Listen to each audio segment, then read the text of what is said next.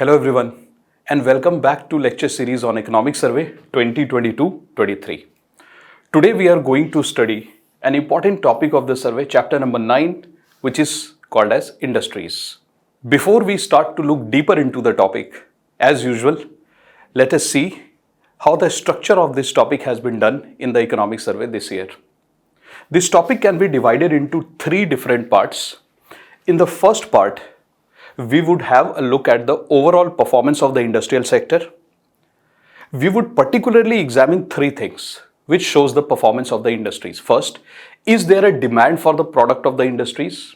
Second, are our industries in a healthy position to supply what is being demanded from them? And third, what is the flow of credit or cash in the industrial sector? In the second section of this topic, we are going to have an overview of some important sectors in the industry. For example, performance of MSMEs, electronics, coal, steel, textile, pharmaceutical, automobile and shipbuilding. In the third section of this topic, we are going to see what policies the government of India has adopted over a period of time, which might help India to become a manufacturing nation. Today we are called as a service nation. We want to transform ourselves from only services to both services and manufacturing. So we are going to examine if the policies adopted by Government of India like Make in India, production linked incentive, innovation, startups, then flipping and reverse flipping, ease of doing business, industry 4.0, are these policies good enough to convert India into a manufacturing country? However, before we start this topic in detail, let me give you a basic idea of how the structure of the economy is from the very first stage of economic development to the advanced stage of economic development. When a society or an economy starts to develop, the first sector that develops in the economy is agriculture. Agriculture is a sector which requires low skill. Once agriculture becomes mature, then we observe that there is development of industries, basic industries, and over a period of time, the industries also become complex. Industries provide three types of opportunities in terms of employment. There is a scope of giving employment which is low skilled employment, medium skilled and high skilled. Now let's compare agriculture industries. Agriculture requires low skill. Industry requires all the type of skills. Once industries develop in a society and it becomes complex, the society starts to become more sophisticated. And then we see that there is development of specialized sector called as services. Services require a specialized skill set. This process of development has been observed across the world in Western countries, Europe. But India has not undergone this process of development. What did India do? In India, we did not develop first agriculture, then industry and then services. In India, we directly jump from agriculture to services. When you take a direct jump from agriculture to services, and when you skip this stage, this is the very stage which creates maximum employment because the employment potential of agriculture and services is limited. But the employment potential of manufacturing or industries is huge. When you skip this stage, there are problems related to unemployment, inequality and poverty, which we can clearly observe in the Indian economy and society. So the government of India has decided that we are going to promote industries. Where is our focus in industries? What are we trying to achieve? So the government of India has decided that we are going to more or less focus on 1, 2, 3 and 4. 4 key areas that I could pick up from the current economic survey. The government of India is saying that India basically imports a lot of industrial products because we don't manufacture it. So the government of India has identified that 40% of our import is related to 14 different sectors in industries. So the government of India has created a scheme called as production linked incentive scheme, whereby the government of India is giving cash subsidy to these 14 sectors so that India can reduce its import and India can become an exporting country. Similarly guys, so that India can become a global manufacturing hub just like we have excelled in services, the government of India has just started a program called as Make in India. This is also going to promote manufacturing in India. The government of India says, why to promote only large industries? because MSMEs, micro, small and medium industries, are the backbone of the Indian economy. So to promote MSMEs, the government of India is putting more attention through different schemes, because MSMEs provide a lot of employment in this country. Roughly 11 to 12 crore people are employed in MSMEs, and MSMEs also contribute a lot in our output. More than 40% of our total industrial production comes from MSMEs. Similarly, the government of India says that this is the era of startups.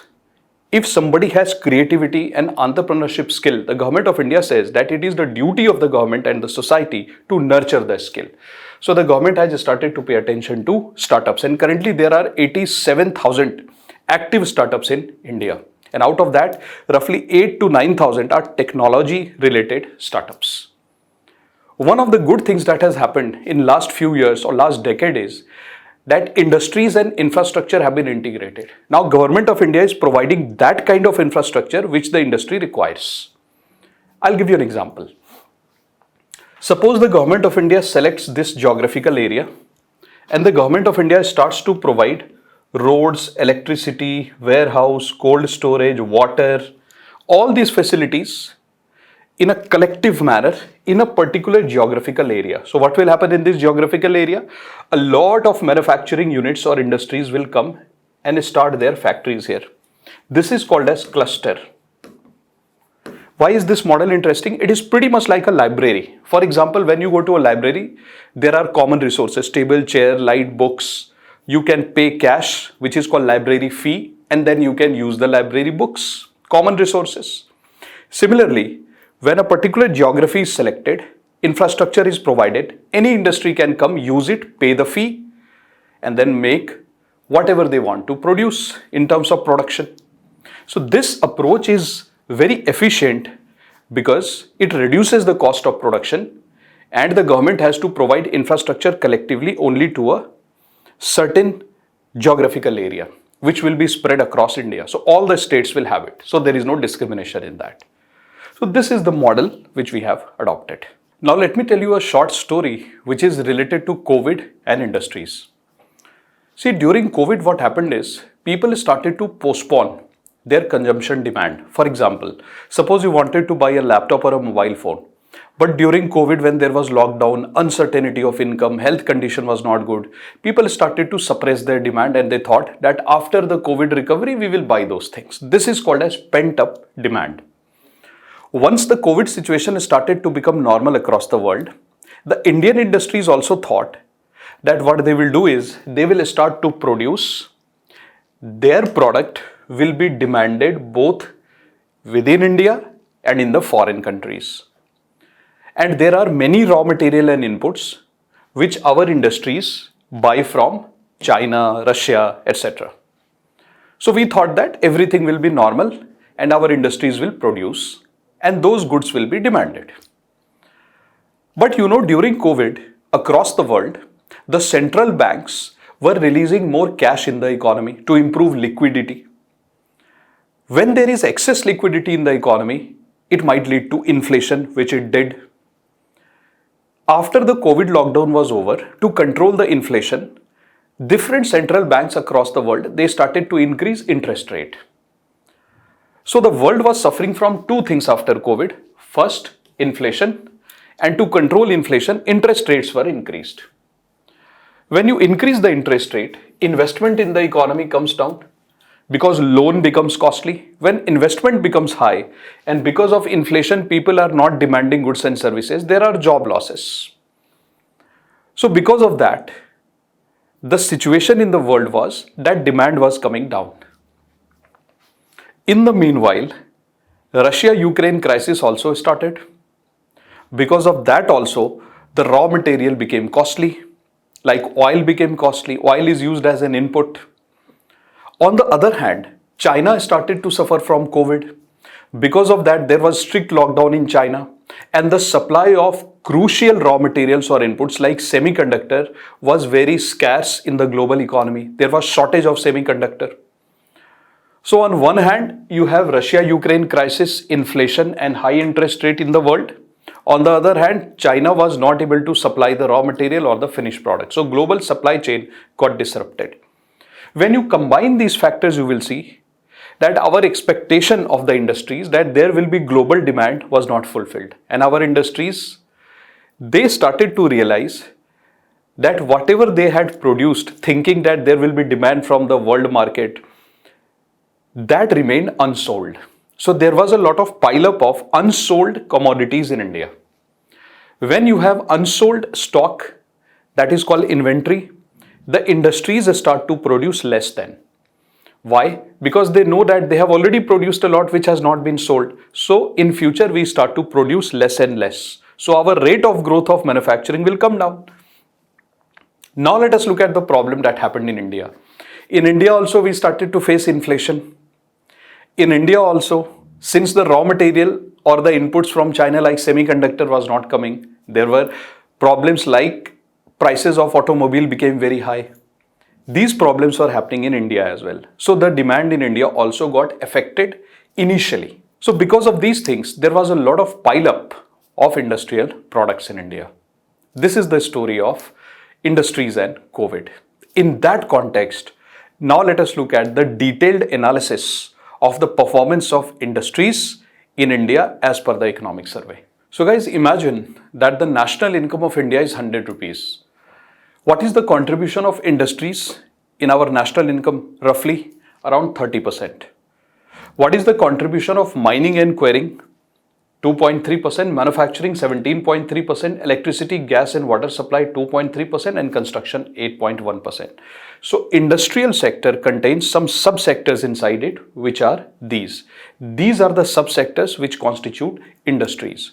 So if we look carefully, we will observe that the rate of growth of overall industrial sector was 4.1%, which was low because this is the rate of growth of industries last year. But last to last year, the rate of growth of industries was more than 10%. But last year it became 4.1%. So there must be a reason for that. So let us see. So let us look at the rate of growth of mining and quarrying, 2.4%. So good. Let us look at the rate of growth of manufacturing, 1.6%. 1.6% is a poor rate of growth. Rate of growth in electricity and water supply 9% and construction 9.1%. So basically if we observe carefully, it was mostly manufacturing and there was some slowdown in electricity, gas and water supply also. This should have also been slightly higher. So because of these two, the overall rate of growth of industries came down. What were the reasons for that? As we discussed through a story, that first important reason was cost push inflation, which means the industries use a lot of raw material. Those raw materials became very costly. Oil prices also increased. So cost push inflation was there. Second, Chinese lockdown. Because of Chinese lockdown, we were not able to get the required raw material and inputs. And third is global slowdown. Because of global slowdown, the demand for our products, for example, textile sector, leather sector, that demand came down. So because of that, the rate of growth of industries also got impacted. Now let us look deeper into the manufacturing and electricity. You know why electricity sector could not grow as per our expectation? Because last year, in a few months, the rainfall was excess. Because of excess rainfall, the temperature came down. So the demand for air conditioner, etc. was less. So the demand for electricity was low. See, so for example, if you see between July to September, according to economic survey, it says that there was excess rain. Because of that, temperature cooled down and there was less demand for electricity. Now, why did manufacturing sector not perform that well? I told you the story that manufacturing sector did not perform well because of both internal and external factors. But was manufacturing sector performing poorly in all the areas of manufacturing? No. In fact, we observe that in areas like semiconductor chip, automobile, computer, electronic, chemical, petroleum product, the Indian economy actually recovered because government started to intervene through more policies and schemes, and these manufacturings actually recovered from the crisis. However, the performance of textile and leather was not good because of the slow global demand of these products. There is one sector which is pharmaceutical that also did not perform very well last year. Why? I will show you the reason for that. So for example, guys, imagine that in the year 2019, the performance of pharmaceutical sector is this. Pharmaceutical means medicine. Now, because of COVID in 2020 and 21, the demand of medicine, medical equipment was very high, and the supply of medicine was also very high. So the performance of pharmaceutical sector was like that. If you compare 2019 and 2020-21 COVID era, there was huge jump in the performance of pharmaceutical. So why did we observe that there was huge jump? Because the demand was more, and we are comparing the performance in 2020 and 21 with 2019. 2019 was not a COVID time. But now the global economy and Indian economy has come back to normal in terms of health condition. So that extra demand for medicines like Dolo 650 and Remdesivir injections, etc., it has come down drastically. So now, since the extra demand is not there, the performance of pharmaceutical sector is back to its normal. So now we are comparing today's performance with last year. Last year was high performance because of COVID demand. This is called base effect, because now, despite the fact that pharmaceutical sector is doing decently well, but if you compare it with last year, then it doesn't perform that well. And why are we seeing that today's performance is not that great? Because we are comparing it with something which was much bigger due to COVID. This is called base effect. When your reference year starts to affect the performance in the current year in terms of comparison, that is base effect. Now we come to a very important section which has been mentioned in the economic survey. The economic survey has found out 3 factors which clearly shows that the performance of Indian industries would increase in the coming days. Let us examine those factors. So the first factor which shows hope for the Indian industries is demand. Second factor is supply, and third factor is growth in the flow of cash or credit in the industrial sector. Let us look at demand and let us see from where the demand is coming in the Indian industries. So there are 3 different type of demands that we can observe in the Indian industries. First is external demand, which comes from other countries. Second is domestic demand, which comes from Indians. And third is investment demand. You know, other countries are suffering from 3 problems. Number 1 is inflation. Number 2 is Russia-Ukraine crisis. And third is global slowdown. Because the interest rate in those countries are very high, so investment is low. Because of that, the businesses are not doing that great. Because of these factors, the demand coming from the foreign countries for Indian products is slowing down. So our exports have also slowed down. So we cannot rely too much on the global demand. Number 2 comes domestic demand. You know, when India imports costly oil, costly metal, etc., the inflation in the domestic economy also goes up. And when domestic inflation happens because of costly imported items, it is called as imported inflation. So yes, there were problems related to imported inflation in India. Our food prices were also very high. But because of the government policies and RBI's measures, the inflation is coming under control. When the inflation is coming under control, plus the government of India has increased the capital expenditure on infrastructure construction. So when more infrastructure is constructed, people get jobs in infrastructure, they also get income and they also create demand. Plus, on the other hand, inflation is also being controlled. So on one hand, you have more infrastructure. On the other hand, you have inflation which is being controlled. This increased the domestic demand, and it has been proved in the economic survey through data that the private expenditure in the economy, which means people like you and I, when we go to market, we buy products. So the private expenditure in the economy last year has been one of the highest since last 5-6 years. So the moment government controlled the inflation and increased the expenditure on infrastructure where more jobs were created, more income was created, it led to more domestic demand. So economic survey argues that there is good prospect for Indian industries not because of exports but mostly because of domestic demand. Now let us look at the supply response of the industries. Demand is fine. People are demanding product from Indian industries, but are our industries able to supply those products? Let us examine that fact. See, there are 3 different methods of measuring how the output or the production in the industries are happening. Number 1 is called as IIP, Index of Industrial Production. Number 2 is called ICI, Index of Core Industries. And number 3 is called PMI Manufacturing, Purchasing Managers Index Manufacturing. What is IIP, Index of Industrial Production? So for example, guys, let us take three sectors: mining, manufacturing, and electricity. Let us see what was the level of production in the field of mining, manufacturing, and electricity last year, and let us compare their production with this year. If this year's production is greater than last year, we will say that IIP has increased. Similarly, there is another way of looking at the industries. Don't look at different sectors.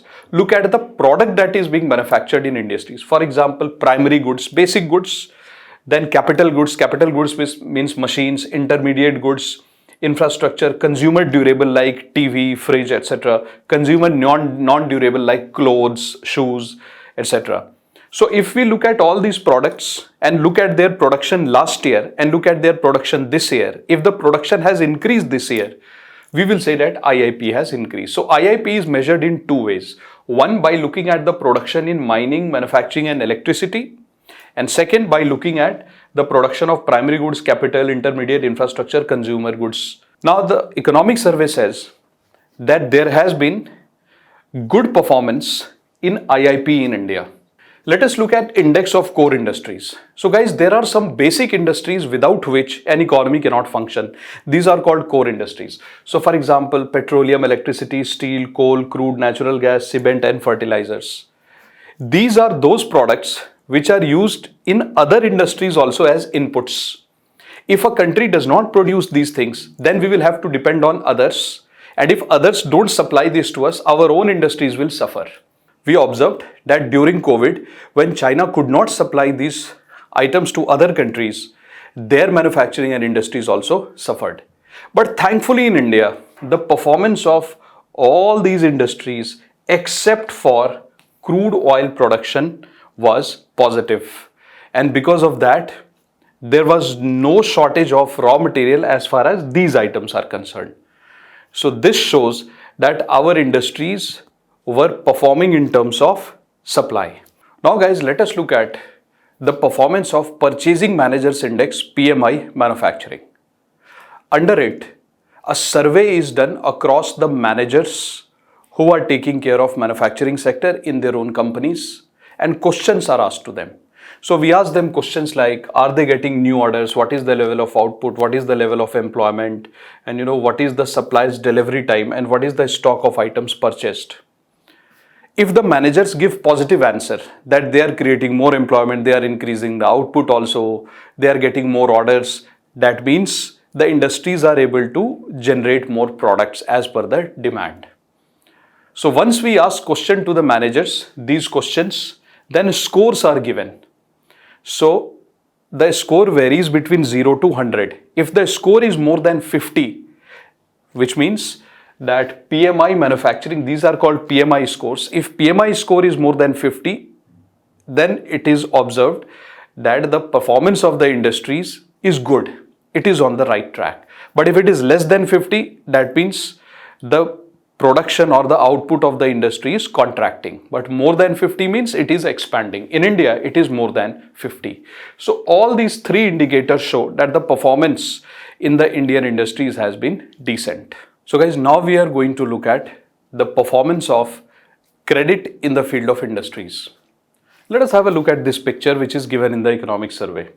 If we look carefully at the picture, we can see that there are three types of industries that have been mentioned: MSME, large industries, and non-food credit, means money going in that sector which is not related to food production.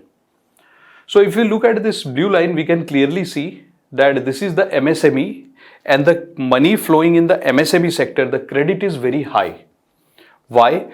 Because during COVID, we saw that the government of India launched a program called as Emergency Credit Line Guarantee Scheme for MSMEs, which I had taught you in the first lecture. Because of that, 1.2 crore different businesses got the benefits of this program by government of India, where government of India is giving cash or financial help to the MSMEs. This was the case till December 2021, where the MSME credit was reflecting in the industries.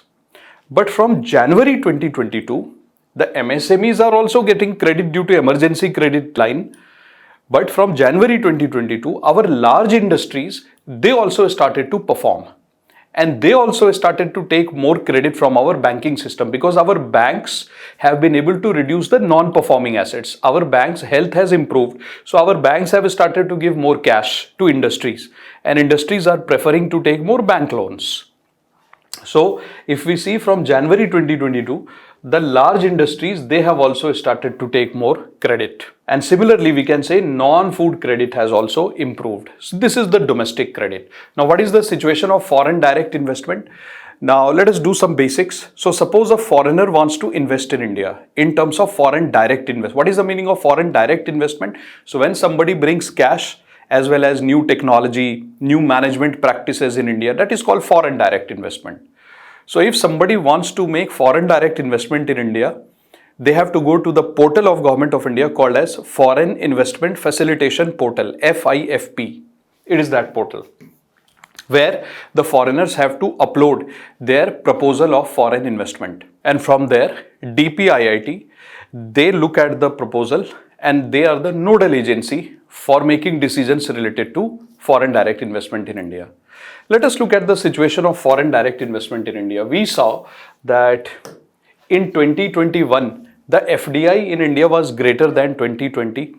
But in 2022, first half of 2022, our foreign direct investment came down. Why? Because of mostly the global situation. See, because of Russia-Ukraine war, there has been tensed global political scenario, and across the world, different central banks have increased the interest rate. So the dollar from Indian economy has moved back to US because the interest rate there has also increased. These are mostly the two reasons. Now, in the economic survey, they have shown sector-wise distribution of FDI in India, that which sector is getting how much of the FDI. So if you look at the percentage of FDI in India, the top sector which gets most of the foreign direct investment in India is computer and hardware. They are getting roughly 34% of the total FDI. Services are getting roughly 22%, and trading is getting roughly 18%. So this is trading. So top three sectors of India in terms of FDI that we receive is computer and software, which gets 34%, services 22%, and trading 18%. See, Government of India has undertaken some steps related to FDI, some reforms. So for example, now 100% FDI is allowed in coal mining and sale of coal. 26% FDI is allowed in news via digital media. For example, if you want to read news on online platform like YouTube, etc., 26% foreign direct investment allowed. In insurance brokers, etc., insurance companies, 100% FDI has been allowed in the brokerage. The next section of the economic survey, which is about the analysis of the performance in different type of industrial sector. So we would start our analysis with MSMEs. So let us first see what is the definition of MSME as per the Government of India. So the new definition has decided to categorize the MSMEs into micro, small and medium enterprises based on two factors. First is investment and second is turnover. If the investment in a company is less than 1 crore and turnover is less than 5 crore, it is called micro. If investment is 1 to 10 crore and turnover is 5 to 50 crore, it is called as small. If the investment is 10 to 50 crore and turnover is 50 to 250 crore, it is called as medium enterprises. So there are three types of enterprises. The MSME's contribution in the year 2019-20 in our gross value added was 35.5%, but in the year 2020 it came down to 26.8%, which means the contribution of MSMEs in our national income in a layman language has come down. Number two, the contribution of MSMEs in export in the year 2020-21 was roughly 49%. So half of our export used to come from MSMEs. They have come down now to around 42%. So the contribution of MSMEs have come down both in terms of contribution in national income, and it has also come down in terms of contribution in export. So what are the steps taken by Government of India to help the MSMEs regain their strength? So see, MSMEs find one problem which is related to registration. The process of registration in India has been very complicated. So the Government of India has launched a scheme called as Udyam Portal, which makes the process of registration for MSMEs very easy. Then the government of India has also launched a portal called as Champions Portal, whereby whatever problems are faced by MSMEs can put their problems in that portal and time-bound solution can be given to MSMEs. MSMEs are finding it difficult to get bank loans, etc. So the government of India said that this 20,000 crore rupees loan will be given to MSMEs at low rate of interest without any collateral, etc., so as to give strength to the MSMEs during COVID crisis. Then there is another scheme called as Samadhan. You know, many a times the MSME sector of India, they sell their product to government departments, central government or state government, but they do not get timely payment for their products. So the government of India has made a rule that whenever any government department or ministry, they procure their items from MSMEs, within 45 days they have to make the payment. If they do not make the payment in 45 days, then whatever is the remaining amount, interest rate has to be paid on that amount as compensation to MSMEs. And who fixes the interest rate? RBI. And the government of India says whatever interest rate is fixed by RBI, 3 times more interest rate has to be paid to the MSMEs as compensation. That is called Samadhan. The next scheme is called as Raising and Accelerating MSME Performance Scheme, called as RAMP. So, you know, during COVID, the government of India and World Bank, they came together and they collected 6,062.45 crore rupees. And it was recommended to the government of India by UK Sinha Committee and KV Kamath Committee to provide more credit so that the MSMEs can become healthy by buying more technology and by expanding their market. So this was a scheme to help in the re-emergence of MSMEs as a strong industrial base in India. So next we come to electronic sector. Guys, economic survey regards electronic sector as the key driver of our manufacturing output and export. Even during global slowdown, the export of Indian electronics has been increasing.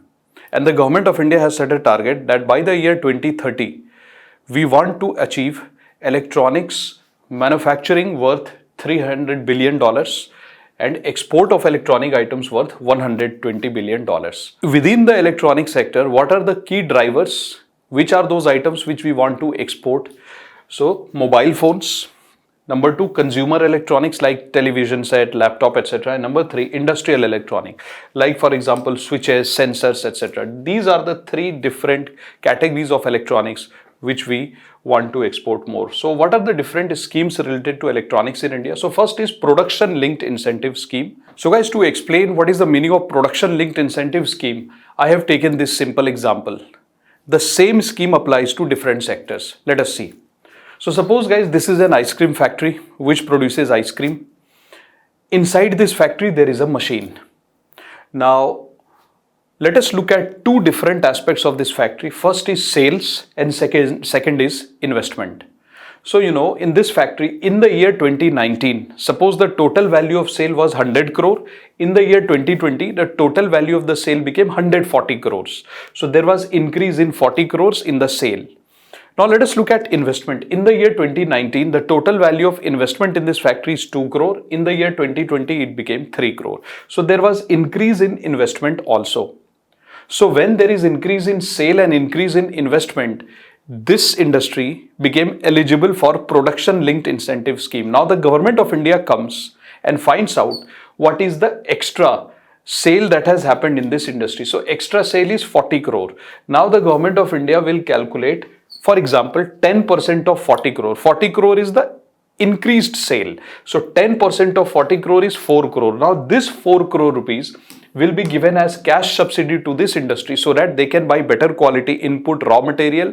They can also buy better quality machines and they can become leading exporter of ice cream in the world. Similarly, if this were a medicine factory, the government of India would have calculated their sale and investment, and based on increased sale, the government of India would have provided cash subsidy so that our medicine factory would have become a leading exporter of medicines in the world.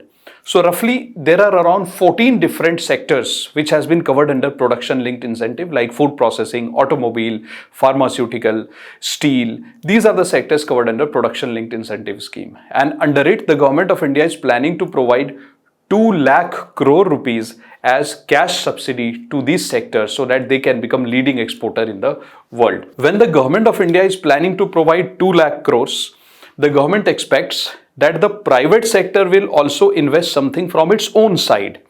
So the government of India has observed that there is an expectation of 3 lakh crore investment by private sector also, looking at government's 2 lakh crore cash subsidy. And so far, roughly 47,500 crore private investment has already happened, looking at government's cash support. When government makes an investment in a particular sector and private sector also makes the investment, that is called crowding in. So we are expecting a lot of crowding in. The production linked incentive schemes also has employment potential of 60 lakh, out of which so far 3 lakh employment has been created. And remember, when we started this lecture, I told you that there are these 14 sectors which the government has covered under production linked incentive scheme, which contribute roughly 40% of our import.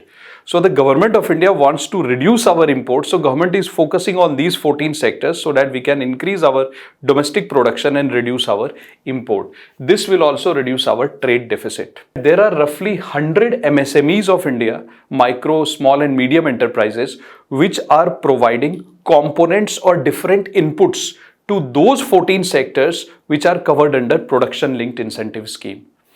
So in that sense also, the production linked incentive scheme would help us to make our MSMEs stronger. Now let us go back and let us try to see what the government is doing in the field of electronics. So guys, that was production linked incentive scheme. Now let me take you back to that phase when there was huge shortage of semiconductors in the world. Looking at the shortage of semiconductors, which have wide applications, by the way. Semiconductor is used in electronics. It is also used in, for example, laptop, mobile phone, automobile industry. So the government of USA launched a scheme which is US Chips and Science Act 2022, under which the government of USA allocated $280 billion on developing the semiconductor chip. Almost 71% of $280 billion allocated by the government of USA, 70% was marked or 70% was supposed to be used for research and development purposes only. So they focus a lot on research and development. Now let us look at India. Out of the global experts of semiconductor engineers, almost 20% are Indians. But if you look at the level of innovation that we do, the new technology or the new product in the field of electronics and semiconductors, you see that new products coming from India is very, very less. So research and development culture is missing in India. So the government of India has started this program whereby the government of India is providing 50% cash support if some industry wants to establish some manufacturing plant related to electronics, whereas 2.5% support is being given to promote research and development if you want to start that in an electronic industry. That scheme is called Comprehensive Program for Development of Semiconductor, and for that the government of India has allocated 76,000 crores. Now guys, let us look at the performance of coal industry. According to economic survey, the expected rate of growth of coal industry is 6.7%. And what is the share of coal in our installed capacity of electricity? Almost 59.1%, which means India still has huge dependency on coal for electricity generation. Let us look at the scenario of 2022-23. In the month of January, February, March and April, there was economic revival in India. Plus, we also observed heat waves in India. Because of these two, the demand for electricity increased in India. Now, we observed across the world that the price of coal was very high. As we all know that there was global inflation. Since the global price of coal was high, India did not import too much of coal and our domestic production was very low. So our demand was high, but we did not import and our domestic production was also very low. Because of that, India suffered from coal-related crisis. Of course, it would lead to electricity crisis also. So what steps were taken by government of India to improve the situation? Let us see. So guys, the first thing that the government did was, the government instructed our power plants that whatever is their coal requirement, 10% of that must be imported. So the government of India asked our power plants to import more, which is 10%. Earlier, the permission was given by government of India to the power plants to import only 4% of their requirement. Now the government gave them permission to import 10%. Now, whosoever imported coal, the government of India told them that use entire coal that you have, use your entire machine and factories to produce more electricity, which means you have to perform as per your capacity. The third thing that the government did was to provide more capital support to the power plants. If they needed capital, government of India said, we will give you capital support for operations and also if you want to buy new technology. The government of India also enabled something called as tolling. What is tolling? So suppose guys, there are two states. This is state A, this is state B. In state A, there is a coal mine. In state B, near the coal mine, there is a power plant where coal can be converted into electricity. Whereas in state A, the nearest power plant is here, which is very far.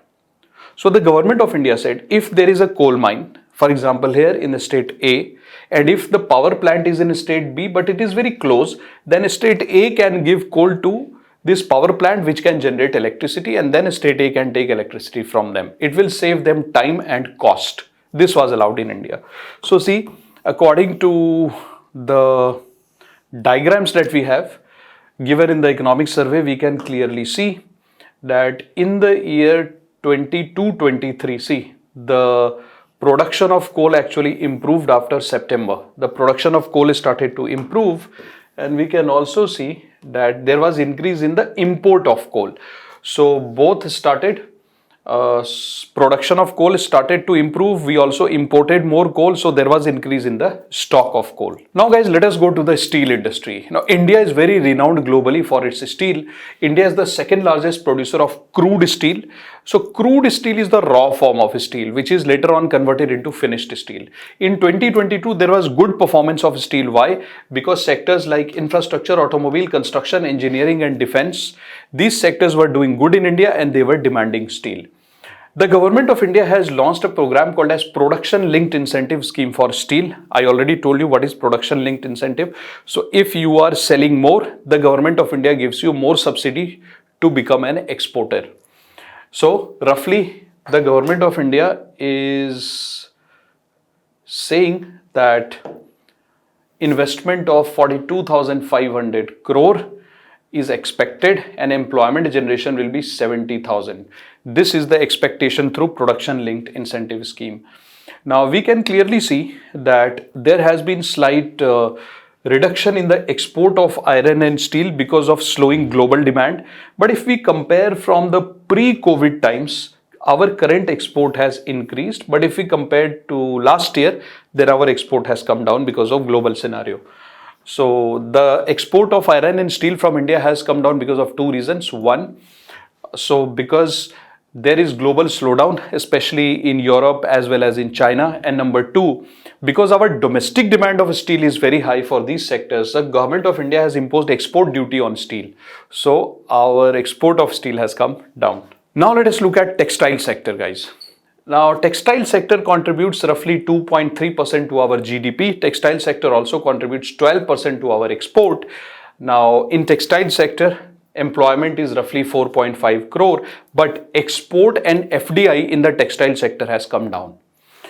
Now, the government of India has launched a scheme called as PM Mega Integrated Textile Resin and Apparel, PM Mitra. What is PM Mitra scheme? See, it is again based on that cluster model.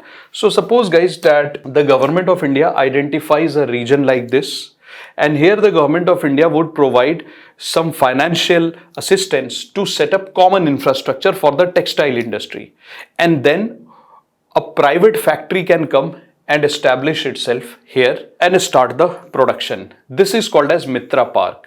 To do that, the government of India says that to develop these kind of new parks, the government would provide financial assistance up to 30% of project cost or maximum 500 crore if it's a new project called Greenfield project. But if some old textile park like this has to be renovated, then the government of India will provide 30% of the project cost, but maximum 200 crore.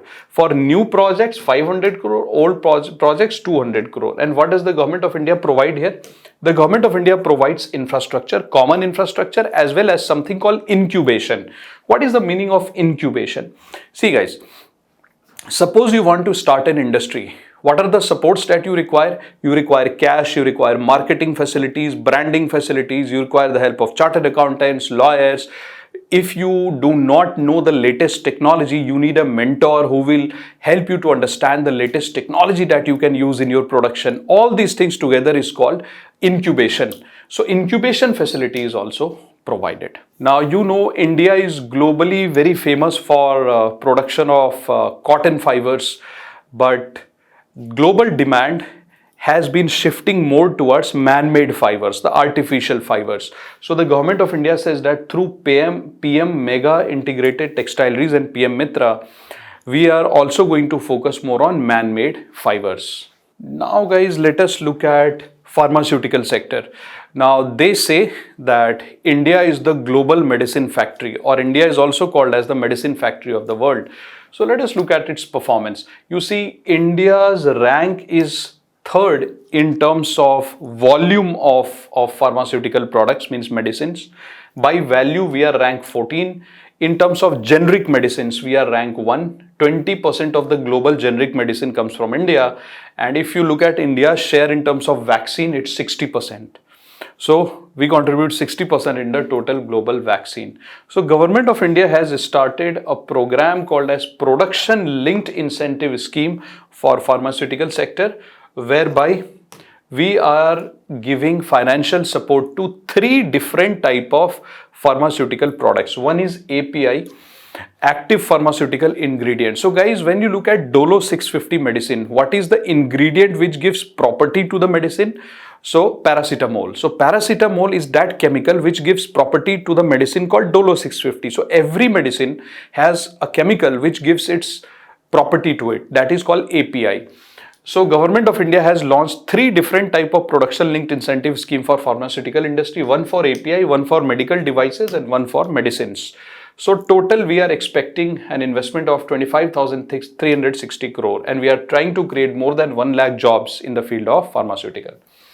Another scheme by Government of India for pharmaceutical is strengthening the pharmaceutical industry, SPI 2022. Under SPI 2022, the Government of India again is trying to create more pharmaceutical clusters like this, so that more pharmaceutical companies can come and start their factories in a given geography. For that, government is giving financial assistance worth 500 crores. The government under this program is giving either loans at low rate of interest or subsidy when these industries are trying to make investment. When industries make investment, they buy technology and machines. On that, the Government of India is giving them subsidy.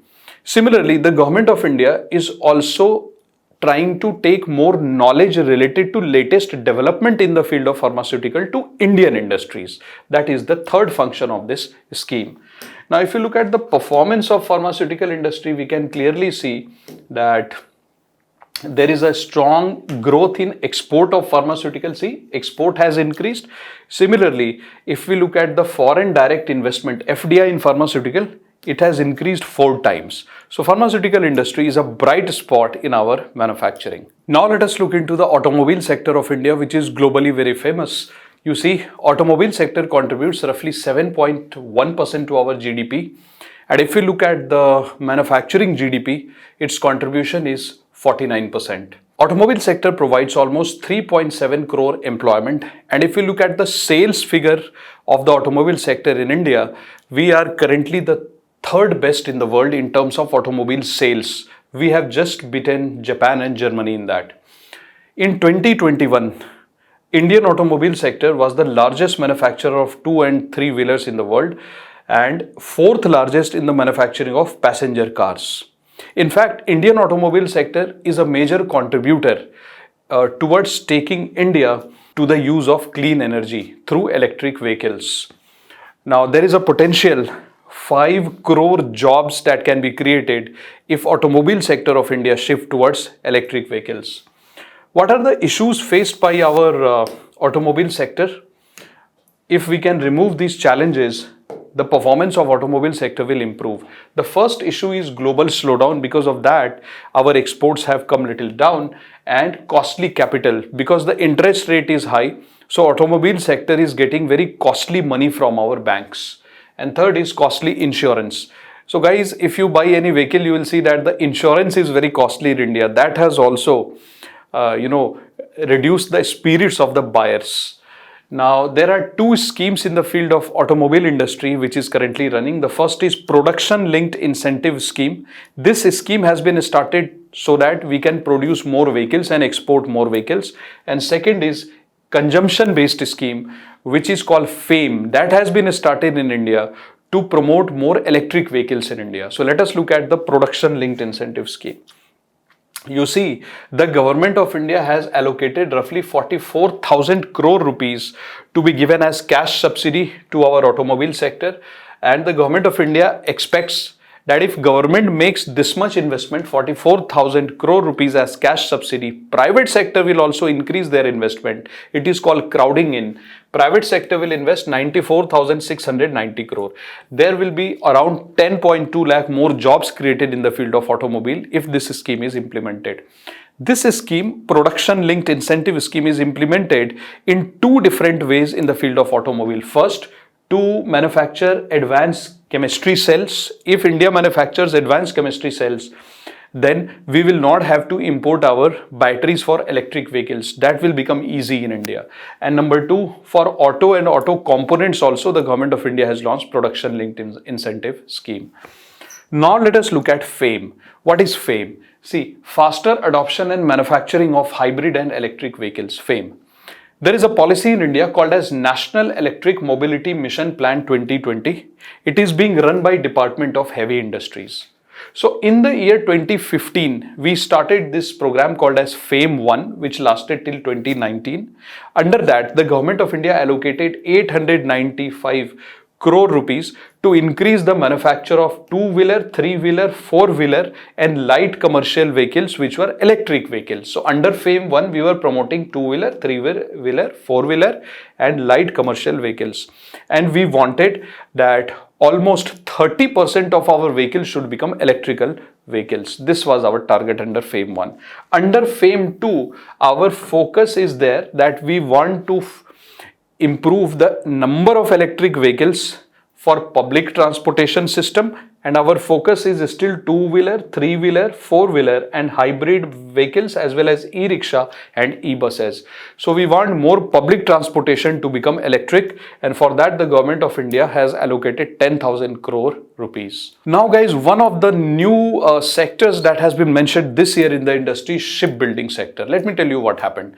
So in 2022, the government of India commissioned this INS Vikrant, which is the warship of India, which can be used for defense purposes.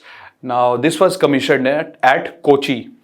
Now, in the manufacturing of this ship, roughly 500 MSMEs provided the parts and different components. So, if the price of this ship is 100 crore rupees, for example, around 65 crore worth of parts and components were provided by MSMEs.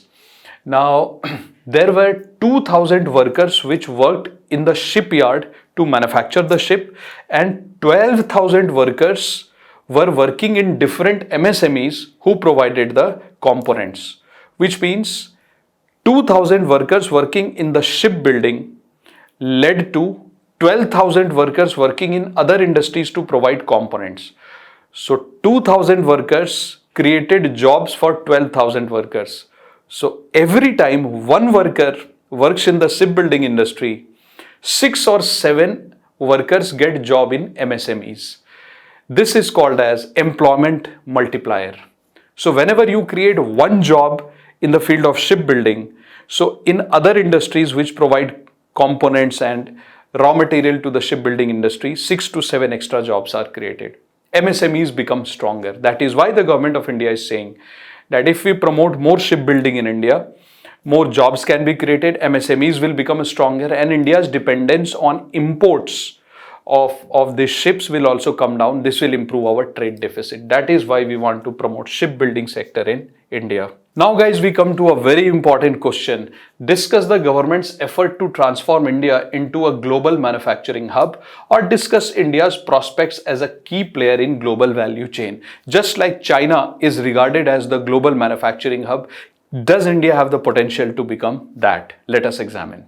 So guys, India enjoys three different type of positive factors which can help us to become a manufacturing hub.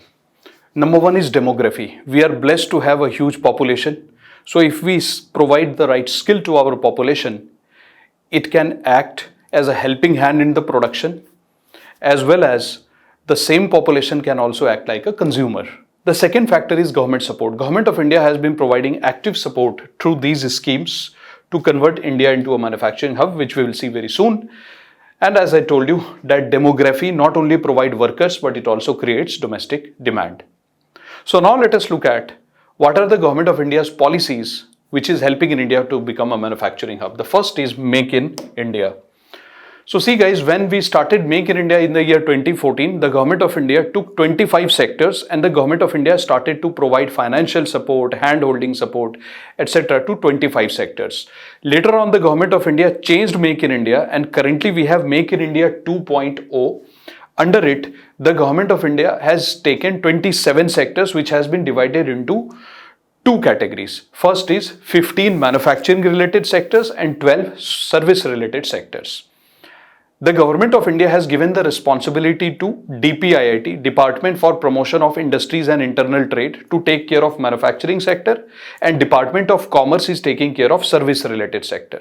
Under Make in India, the government of India has also picked up 24 subsectors where the government is paying more attention, so that we can not only fulfill our domestic demand, but also we should become a global exporter. For example, special focus is being given on furniture, air conditioner, leather, etc.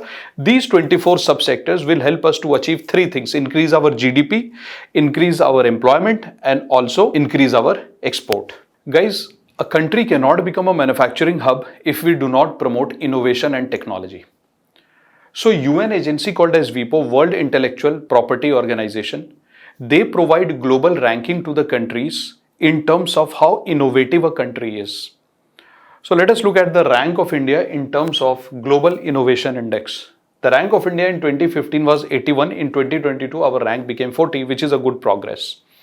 You know, for example, suppose guys that I develop a new formula, new design, or something new from my side.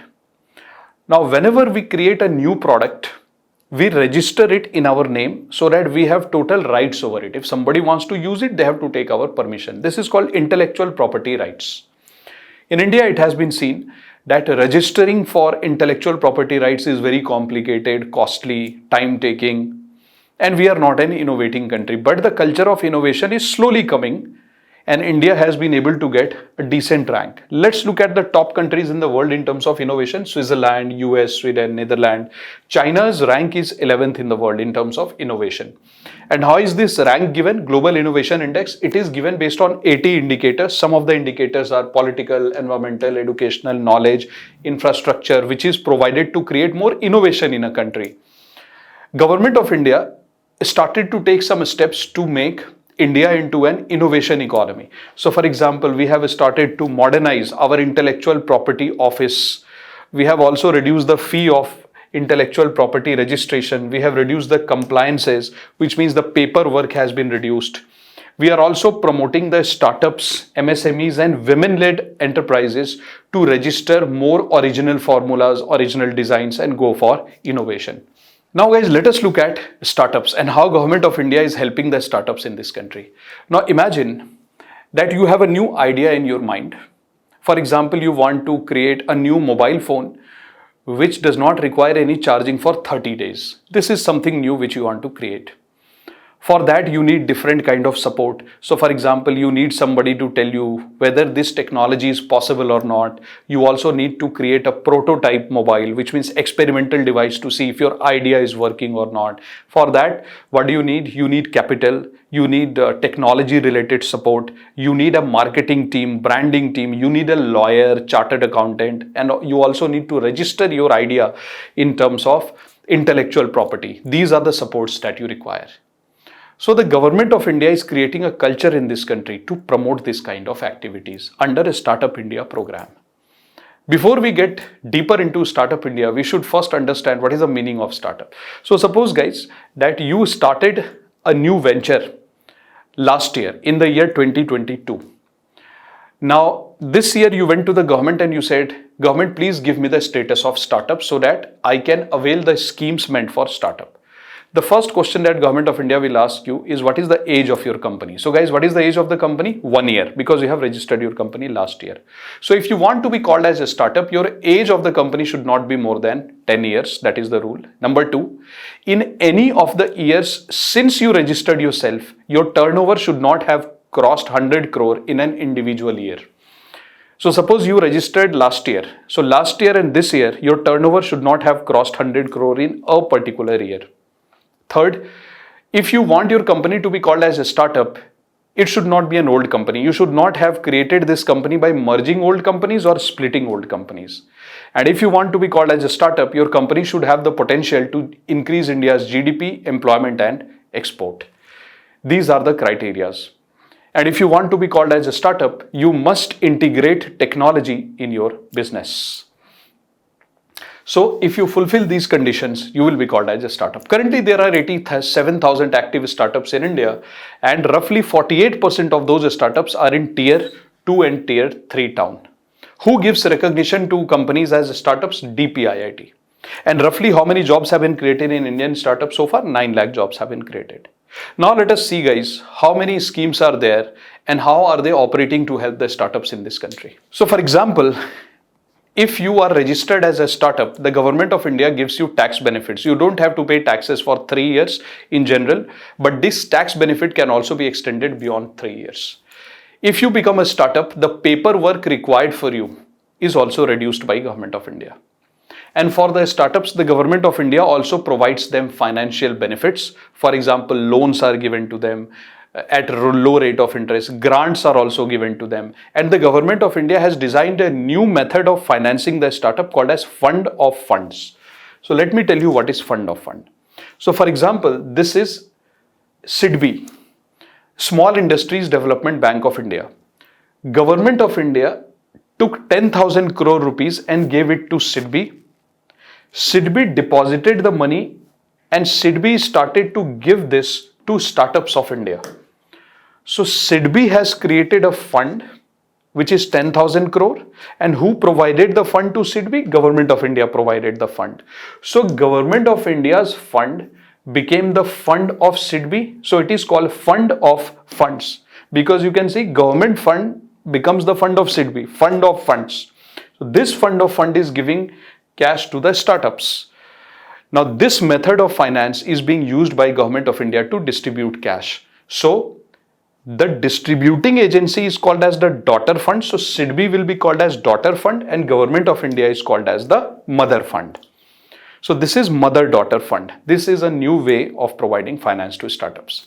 The Government of India is also supporting incubators to help the startup. What is an incubator? Whenever you have an idea in your mind, you want to test the idea, then you want to create an experimental device, and then you want to produce that particular product, and you need a marketing team, advertising team, you need finance. All these things are provided by Government of India under one roof called incubators. So the Government of India is providing incubation facilities to startups. There are many schemes launched by Government of India for a startup. I'll be discussing a few schemes with you which are very crucial. Some of them are given in the survey, some are not given in the survey, but we will have a wide coverage. So for example, Atal Innovation Mission. This is a scheme by Government of India under which the Government of India provides financial assistance to the school so that children between standard 6th and standard 12th, they can be given exposure to new technology like robots, 3D printers, artificial intelligence. Similarly, to support the college students, the government of India provides incubation facility called as Atal Incubation Center. And to provide incubation facilities and promote business in the coastal areas, tribal areas, and hilly areas, the government of India has started Atal Community Innovation Center. These three: Atal Tinkering Lab is meant for schools, Atal Incubation Center for college, Atal Community Innovation Center for coastal area, tribal area, and hilly areas. These three types of incubators are covered under Atal Innovation Mission. So guys, now we go to the next scheme. This has been started by Ministry of Electronics and Information Technology called as MSH, METI Startup Hub. You see, there are different incubators in this country. So under this scheme, there is improved coordination and cooperation between different incubators, as well as whenever there is new technology or innovation in this country, it needs to be passed on to the startups. So under this scheme, coordination and cooperation and monitoring of all the incubators happen. There are roughly 87,000 startups in this country, out of which 8,000 are technology-based startup, and they are being promoted under this scheme. Now, this scheme is called Technology Incubation and Development of Enterprise TIDE 2.0. So you see, the government of India has identified some strategic sectors of national importance. For example, healthcare, education, agriculture, infrastructure, environment, clean energy, financial inclusion, and other emerging areas. So the government of India provides a fellowship, financial assistance of 4 lakh rupees or 7 lakh rupees to these selected areas whereby startups are trying to create these products. And then we have a scheme called as Support for International Patent Protection in Electronics and Information Technology. So guys, suppose some Indian startup has generated a new idea, new technology, or new design, and we want to register it at international level. So the government of India provides financial support for that purpose under this scheme. Then there is a scheme called National Initiative for Developing and Harnessing Innovation Nidhi. You see, it's an umbrella scheme by Department of Science and Technology, under which the government of India provides financial support, technology related support, so that young startups can also bring their innovative ideas and convert it into real life products without the fear of risk, etc. So the government of India provides them more financial support and more technical support in a time-bound manner under the scheme called as Nidhi. Now guys, there is one interesting section in the economic survey in this topic which talks about flipping and reverse flipping. Let me tell you what is the meaning of these two terms. You see, suppose that you register a company in India whereby you want to create a new innovative product. So that company is totally Indian company, and suppose that the shares of the company, shares means ownership, are lying with some Indians, and some shares of that company has also been bought by some foreigners. Ownership of the company is in India, as well as whatever new designs or new product is being created by this company also belongs to India. Suppose that the founder of this company believes that more facilities are available in different countries like Singapore and UAE. For example, the properties are not that costly there, paperwork is less, tax benefits are there, and suppose their product will be more valued in that country because customers value that product in that country little more. So suppose the founders of this company believe that they must shift their base to another country. So see what they will do. So now they will transfer the entire ownership and whatever new design or new formula has been created in this Indian company to a foreign country like Singapore or UAE. So in Singapore and UAE, a company will be created and the Indian company will transfer entire ownership and new product design to Singapore company, and the Indian company will just remain like a branch of that company in India, but the 100% ownership and design, etc. goes to foreign country.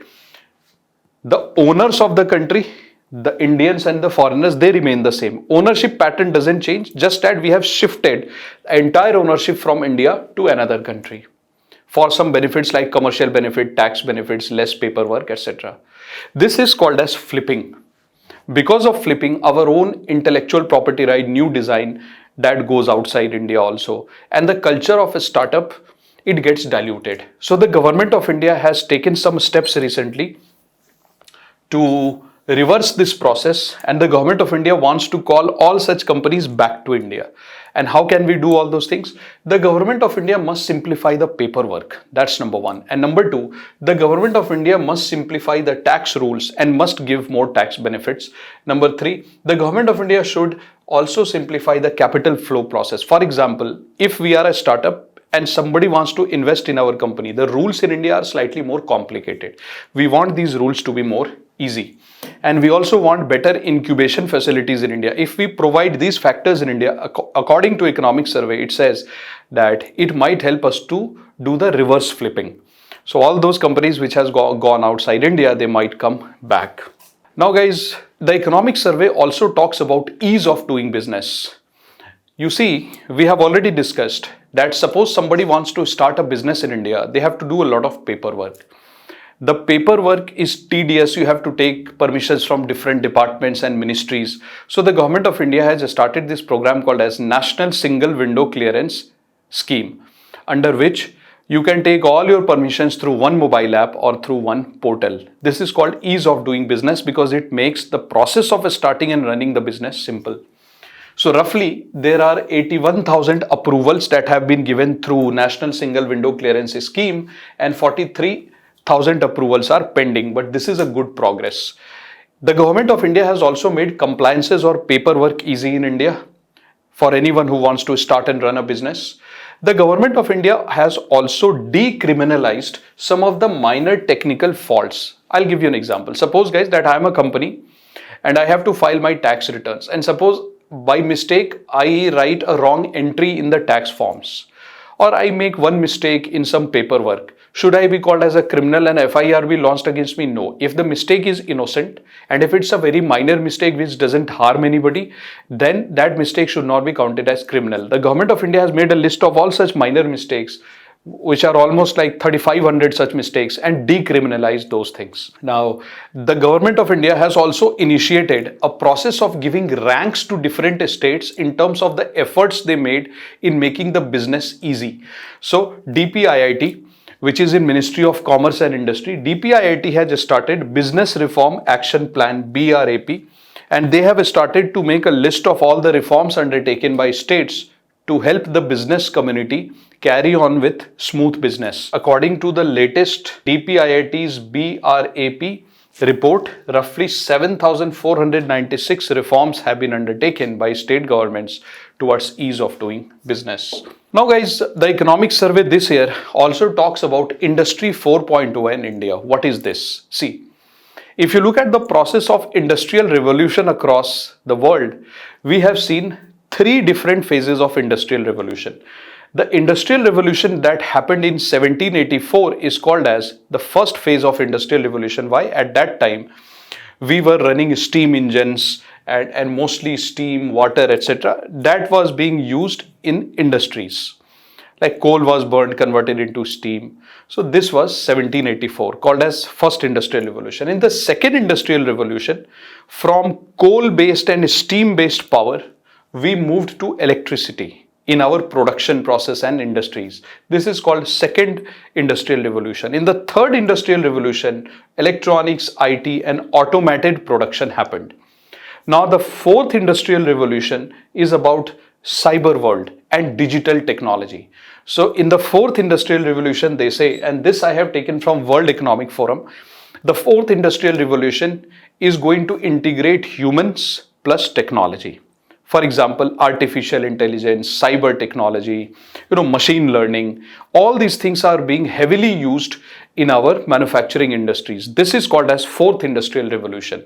So the economic survey has argued that, has India taken any steps towards fourth industrial revolution? So we can see that the government of India has started to take more step towards semiconductor technology investment in India. So this is a step towards fourth industrial revolution. And second is that we have also started Smart Advanced Manufacturing and Rapid Transformation Hub, Samarth Udyog 4.0. So Ministry of Heavy Industries and Public Enterprises, they have started to promote more technology in manufacturing through more awareness campaigns. So this is towards Industry 4.0. Now in India, we have also become a partner with World Economic Forum. So central government, Niti Aayog and World Economic Forum, they have also launched Center for Fourth Industrial Revolution in the year 2018 to develop a policy framework about what India is going to do in terms of promoting fourth industrial revolution. And in the initial phases, our focus area will be to develop drones, artificial intelligence and blockchain related reforms and policies in India. So this sums up our lecture on industries, where we saw that along with the traditional parts about performance of industries, the government has also talked about some new areas like startups and Industry 4.0. Thank you so much, and we will meet again in the next lecture soon.